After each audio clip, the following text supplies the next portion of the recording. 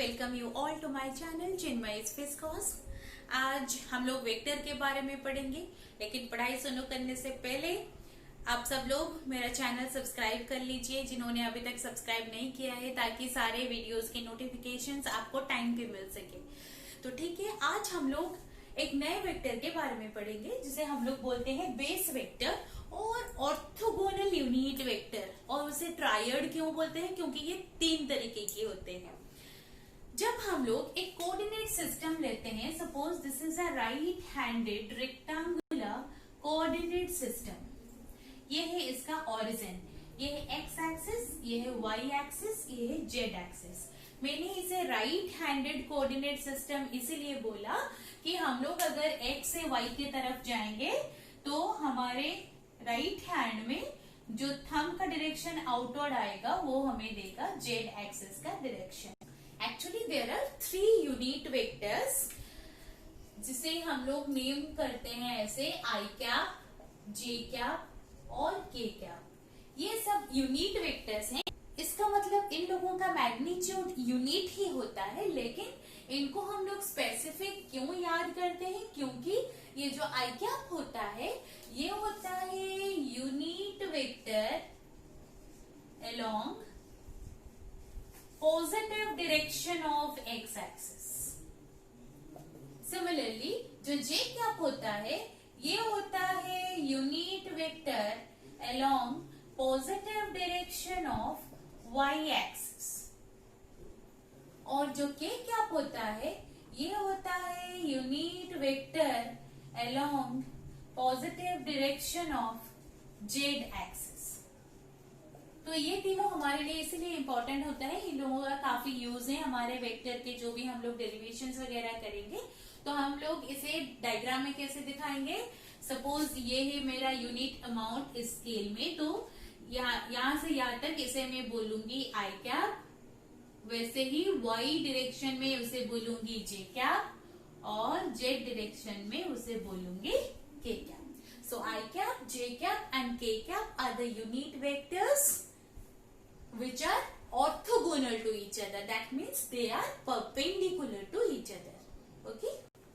Now we will discuss about the rectangular component of a vector.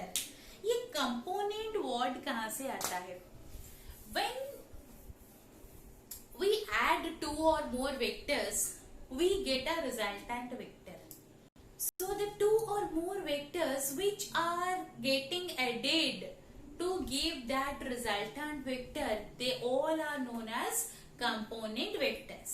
जो vector को add करके या subtract करके हमको रिजल्टेंट मिलता है वो सब वेक्टर्स को हम लोग कंपोनेंट वेक्टर बता सकते हैं। ठीक है, तो ये रेक्टेंगुलर कंपोनेंट क्या होता है? When a vector is resolved into 2 mutually perpendicular directions, the vectors so obtained are known as the component vectors. जैसे कि मैं आपको ये बता रही हूँ कि सपोज ये है मेरा एक 2 डायमेंशनल कोऑर्डिनेट सिस्टम, ये है मेरा एक्स एक्सिस, ये है वाई एक्सिस, ये है ओरिजिन O, यहाँ पे एक पॉइंट P है और O P वेक्टर को मैं बता रही हूँ मेरा ये है A वेक्टर। ठीक है, suppose this angle is theta. अभी ए वेक्टर जो है ये मेरा रिजल्टेंट वेक्टर है, मैं इसका कंपोनेंट वेक्टर निकालूंगी। तो कंपोनेंट कैसे निकालूंगी? I will draw a perpendicular from point P on the axis OX and also a perpendicular on the axis OY। Suppose मैं इसे नाम दे देती हूँ PM और ये है PN। Here PM is perpendicular on OX and PN is perpendicular on OY. So यहाँ पे जो मुझे कंपोनेंट मिलेगा इसे मैं बोलूंगी रेक्टेंगुलर कंपोनेंट। ये एक्स एक्सिस में है तो मैं इसे बोलूंगी AX वेक्टर, ये Y एक्सिस में है तो मैं इसे बोलूंगी AY वेक्टर। ओके, और ये जो AX वेक्टर है और AY वेक्टर है इसे मैं एक दूसरे तरीके से भी लिख सकती हूँ, जैसे कि AX वेक्टर को मैं बता सकती हूँ AX with i cap. That means ये वेक्टर जो है ये ax मैग्नीट्यूड में है लेकिन x डायरेक्शन में है. Similarly I can say ay vector is equals to ay with j cap. ठीक है, अभी ये तो एक पैरेललोग्राम बन गया देखिए. और यहाँ पे using parallelogram law, using parallelogram law में क्या लिख सकती हूँ देखिए. OP वेक्टर है ना हमारा रिजल्टेंट. देखिए ये जो डायगोनल है यहाँ से निकला है O पॉइंट से, और O पॉइंट से ही दो साइड्स जो हैं वो क्या क्या है, OM vector plus ON vector. इसलिए मैं लिख सकती हूँ अभी A vector is equals to AX vector plus AY vector. और मैं कैसे लिख सकती हूँ, A vector is equals to AX I cap plus AY J cap. तो इसे कहते हैं resolutions of a vector in rectangular components. यहाँ पे AX वेक्टर को बोलते हैं horizontal component of A vector. Similarly AY vector को बोलते हैं vertical component of A vector. Now, in triangle OPM, में ये देखो एक राइट एंगल ट्रायंगल है ये, क्योंकि मैंने यहाँ पे परपेंडिकुलर ड्रॉ किया हुआ है. तो मैं इन ट्रायंगल OPM क्या निकालूंगी, पहले निकालूंगी साइन थीटा. साइन थीटा क्या होगा, P by H. So PM by OP, PM divided by OP. That implies that PM is equals to OP sine theta. Magnitude में बताइए PM क्या है, AY, that is equals to A sine theta. अभी मैं निकालूंगी वैसे ही cos theta. तो cos थीटा क्या होगा, cos थीटा होगा OM B by H ना, तो OM by OP. तो मैं लिख रही हूँ OM is equals to OP cos theta.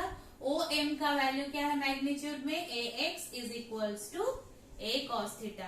ये आपको याद करने होंगे कि हॉराइजॉन्टल कंपोनेंट का मैग्नीट्यूड होता है A cos थीटा और वर्टिकल कंपोनेंट का मैग्नीट्यूड होता है A sin थीटा. इसे बेसिकली हम लोग मैग्नीट्यूड तो हमेशा नहीं बोल सकते क्योंकि मैग्नीट्यूड कभी नेगेटिव नहीं होता, लेकिन कॉस टेबल और साइन टेबल में हमें नेगेटिव के वैल्यूज भी मिलेंगे. ठीक है, तो इसे हम लोग सिर्फ कंपोनेंट पे याद करेंगे AX and AY. This one is the horizontal component and this one is the vertical component. Okay, अभी मैं क्या करूंगी, ये दो इक्वेशंस को स्क्वायर करूंगी और उसे ऐड कर दूंगी. देखिए AX square plus AY square is equals to कितना होगा, AX स्क्वायर मतलब A square cos square theta plus AY square मतलब A square sine square theta. तो ये मुझे क्या देगा अभी, A square multiplied with cos square theta plus sine square theta. इसका वैल्यू है 1. So that is equals to A square. So we have A square equal to AX square plus AY square. अगर हमें A निकालना होगा तो कैसे निकालेंगे, root over of AX square plus AY square. ठीक है, अभी अगर हमें tan थीटा निकालना होगा, व्हाट इज tan थीटा, ये आप लोग डायग्राम से भी निकाल सकते हैं और यहाँ से भी निकाल सकते हैं. मतलब sine theta divided by cos theta. तो A कट जाएगा, फिर क्या रहेगा AY डिवाइडेड बाय AX. अगर ये दो इक्वेशंस को मैं डिवाइड कर देती हूँ तो A कैंसिल हो जाएगा, sine theta by cos theta आएगा, वो क्या हो गया tan थीटा, और AY डिवाइडेड बाय AX. ठीक है, सिमिलरली अगर मुझे किसी भी कोऑर्डिनेट सिस्टम में सपोज मुझे पोजीशन वेक्टर क्या है वो पूछा जाएगा. ये हो गया मेरा एक्स एक्सिस, ये ऑरिजिन हो, ये हो गया वाई एक्सिस. अगर पोजीशन वेक्टर पूछा जाएगा तो मैं उसे इक्वेशन में कैसे लिख सकती हूँ, यहाँ पे मैं क्या करूंगी, परपेंडिकुलर ड्रॉ कर दूंगी. सपोज मैं इसे ले रही हूँ स्मॉल एक्स और इसे मैं ले रही हूँ small y. X vector y vector ऐसे ले रही हूँ. तो मुझे मैं इसे कैसा लिख सकती हूँ, x with i cap along the x direction. इसे कैसे लिख सकती हूँ, y with j cap along the y direction. So मेरे पास यहाँ पे आ गया r vector is equals to x vector plus y vector, और मैं लिख सकती हूँ r vector is equals to x i cap plus y j cap. वैसे ही अगर मुझे 3 डायमेंशनल कोऑर्डिनेट सिस्टम में लिखना है तो मैं ए वेक्टर को कैसे लिखूंगी, ए x i cap plus A Y J cap plus A Z के कैप। अगर आर वेक्टर को लिखना है तो कैसे लिखूंगी, x i cap plus Y J cap plus Z के कैप। तो अभी देखते हैं ये रेक्टेंगुलर कंपोनेंट्स के कुछ एग्जाम्पल है क्या हमारे प्रैक्टिकल लाइफ में, उसका कुछ एप्लीकेशन है क्या है। तो उसका एग्जाम्पल में हम लोग ले सकते हैं, ये हम लोग जमीन पे जब चलते हैं तो क्या होता है, हम एक पैर आगे लेते हैं और दूसरे पैर से हम लोग कुछ एंगल करके अर्थ के ऊपर कुछ फोर्स देते हैं नीचे। यस और नो, यस। सपोज ऐसा होता है ना कि हम लोग यहाँ से कुछ फोर्स देते हैं नीचे ऐसे, तो यहाँ से हमें रिएक्शन में मिलता होगा आर वेक्टर। अगर हम लोग नीचे कुछ फोर्स दे रहे हैं तो ग्राउंड से हमें रिएक्शन में मिलता होगा आर वेक्टर।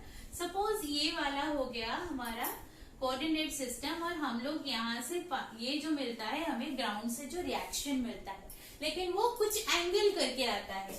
तो ये जो रिएक्शन हम लोग फील करते हैं वो सपोज ग्राउंड के साथ एंगल थीटा बनाता है। तो इसके भी 2 कंपोनेंट्स ऐसे हो सकते हैं, जैसे कि इसे मैं बता सकती हूँ, ये वाला हो गया मेरा आर कोस थीटा और ये वाला हो गया मेरा आर साइन थीटा। तो यहाँ पे क्या होता है, जो आर कॉस थीटा कंपोनेंट है it helps us to move forward, ये हमें चलने में मदद करता है आगे जाने के लिए। और ये जो आर साइन थीटा कंपोनेंट है इट बैलेंसेस आवर वेट, ये हमारे वजन को बैलेंस करता है।